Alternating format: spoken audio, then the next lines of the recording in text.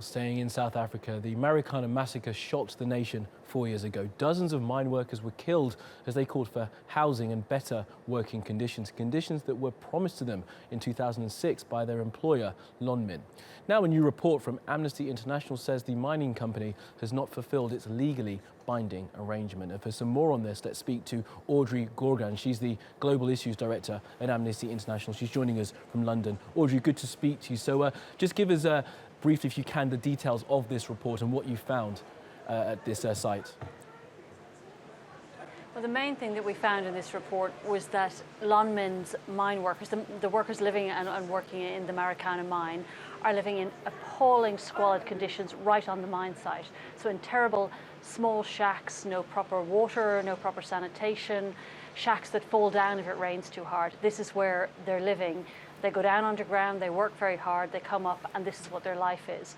And Lonmin knows this and has known it for years, but has not done anything about it. And Audrey, you've managed to publish this report now. Of course, the changing of work conditions was promised by Lonmin in 2006. What are they saying currently after your report's been published, and why haven't they done anything to bring up the working conditions for their employees? Well, this is one of the key things that the report looks at, which is why has Lonmin not done what it was supposed to do? It promised to build 5,500 houses in 2006. It built just 3. So in a decade, it has built just 3 houses. We asked them to explain their really total failure to deal with the housing situation of the workforce, many of whom are migrants from other countries or distant provinces. And they gave us a litany of excuses, some of which are completely contradictory, some of which are just false. So there's no good reason why Lonmin hasn't done this. The reasons they've given us don't make sense. And Audrey, just explain for us, if you can, this was a legally binding agreement. How did this agreement come about between the employees, I guess the South African state and the company? Did they approach the state? Did they approach their employees? How did they decide that they were going to improve conditions and then fail? Well, this is actually under South African mining legislation because the history of mining in South Africa has been linked with apartheid and colonialism. The new mining legislation in South Africa actually requires mine companies to do a lot of work to redress the historical discrimination, the historical inequality. And one key thing under the law is called a social and labour plan, which is where Lonmin made this commitment to 5,500 houses. And once you have a social labour plan signed off by the government, it's legally binding. And so this is where the legally binding part comes in.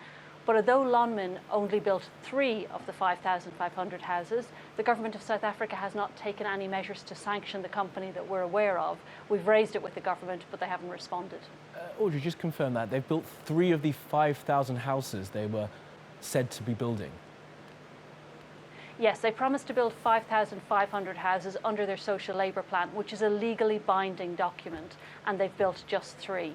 And the government of South Africa could, under its laws, sanction the company. But as far as we can tell, the government of South Africa has not done anything, but they wouldn't respond to our requests for information.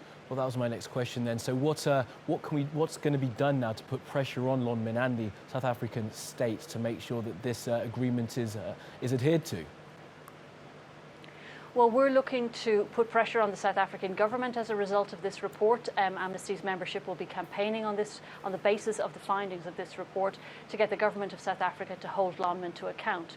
We also want to talk to Lonmin's shareholders because we've reviewed Lonmin's reports on the housing situation in MARIKANA, and we found that they've made misleading and false statements to their shareholders. So we'll be using a variety of ways to put pressure on the company to do the right thing. And on the government to hold the company to account. And Audrey, just finally then, if you will, please, what are the people who are working in this mine, constantly going underground daily in dangerous conditions? How are they feeling after all this time and their promises not being kept? Well, the people we spoke to are bitterly, bitterly disappointed. They're angry with Lonmin for making promises and not delivering. They're angry with the government of South Africa for not addressing the housing situation and not holding Lonmin to account. So that there is anger and there is disappointment among the mine workers and the local community we spoke to. And it's very understandable when you see the really appalling conditions in which they have to live. Okay, well, Audrey Gaughran there from Amnesty International, thank you for joining us here on TRT World.